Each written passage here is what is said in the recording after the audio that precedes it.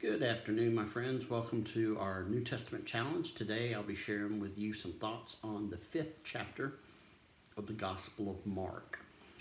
Remember, as we've talked about in the past, Mark is more just abrupt almost, very to the point. We don't see a whole lot of lead up to it, but he jumps right in the first chapter. He's in his ministry, and there is a constant conflict between good and evil. And in Mark particularly, Jesus is seen as doing things that no one else has seen before. And so there's just this astonishment about what he does. And so there's just two stories in the 5th chapter of Mark. The first one is the Gerasene demoniac. What in the world is a Gerasene demoniac? Well, it is a man who has been possessed by demons. Jesus asked him the name of the demon, and the demon said, well, there's a bunch of us in here, a legion.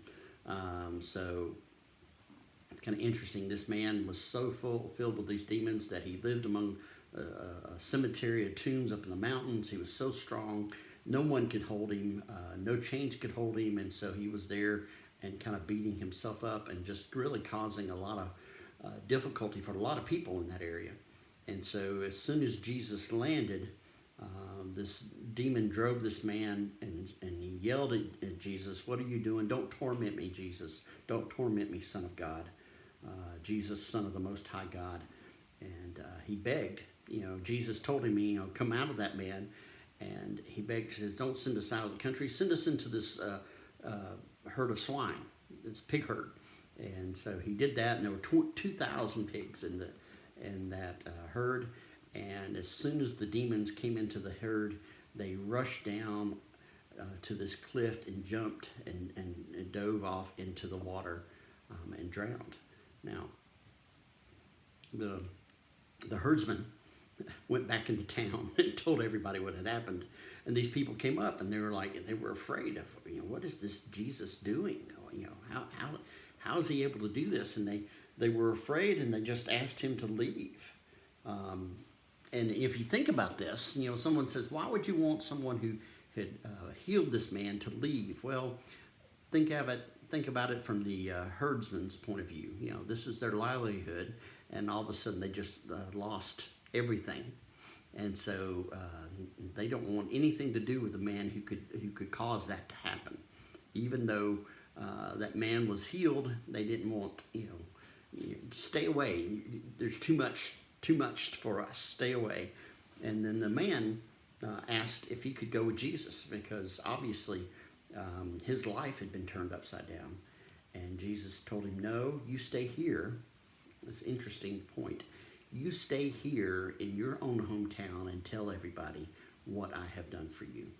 And the man did exactly that.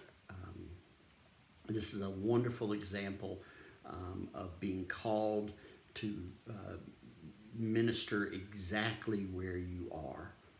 Sometimes we feel led, we want to go somewhere else, go to a foreign land, but sometimes God is calling us to minister exactly where we are, and to the people that we love and the people that we know. And so this man, this demoniac, this man filled with demons, was told by Jesus to stay here, stay in his hometown, and minister to those people. So he goes, and he goes on into the next town, and crossed over again to the other side. A great crowd gathered around him, and he was there on the road by the sea. And again, you can just imagine people all over the place, and this woman who had been bleeding for years. And a little background: just like lepers, if you were had leprosy, you were unclean. Women were unclean generally once a month, 1 week a month. But this woman had been bleeding for 12 years. So she was an outcast from society for the last 12 years. And she said, if I can just come in and touch, I don't want to bother the master, I just want to touch the hem of his garment, and I believe I'll be healed. And he did that. And Jesus stopped and he says, I felt something go out of me. Who touched me? And I love this part. His disciple says, Jesus, you're in the middle of a crowd. Probably everybody here touched you. He says, no, there was power. And this woman finally came up and he says, daughter, your faith has made you well. Remember that. He put a big stock in people's faith. And so while he was doing that, one of the leaders of the synagogue came up and says, come and touch my daughter. Come and heal her. She's on the point of death. And Jesus says, okay, I'll do that. And while he was on his way to heal this daughter, that's when this woman came and touched on him. But while they were talking, and this always, I don't know, bothered me a little bit. People came and says, don't bother the master anymore. Your daughter's dead.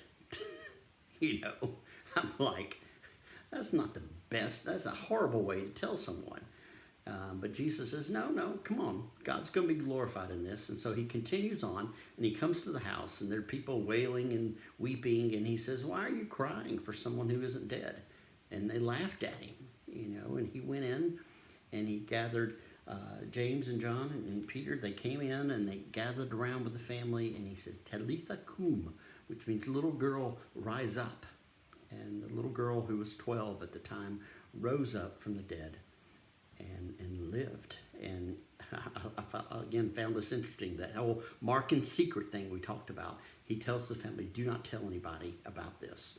Well, just think about it. Everybody was there, crowd around there. They were weeping and wailing. They were grieving for the death of this daughter. And then the daughter's alive. And for whatever reason, Jesus says, I don't want you to tell anybody. Of course they're going to tell people. It's going to get out.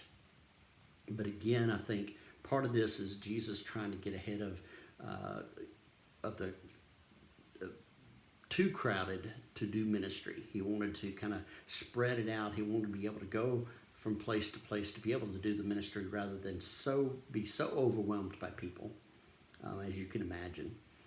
But it's still kind of interesting to tell the family of a child who was dead and now is not.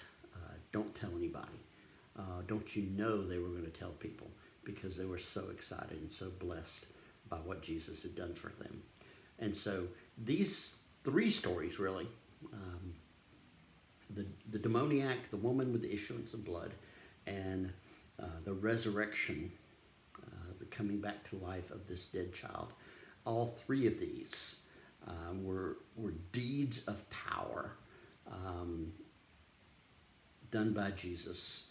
And again, Mark recorded these to talk about how he overcome evil, overcome illness, that Jesus has the power as the Son of God, as the very Son of God, Most High Son of God, Son of the Most High God, that he is able and has the capability of doing these things.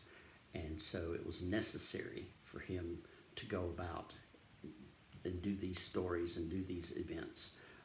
And Mark wanted us to know that, wanted us to understand how powerful Jesus was and is.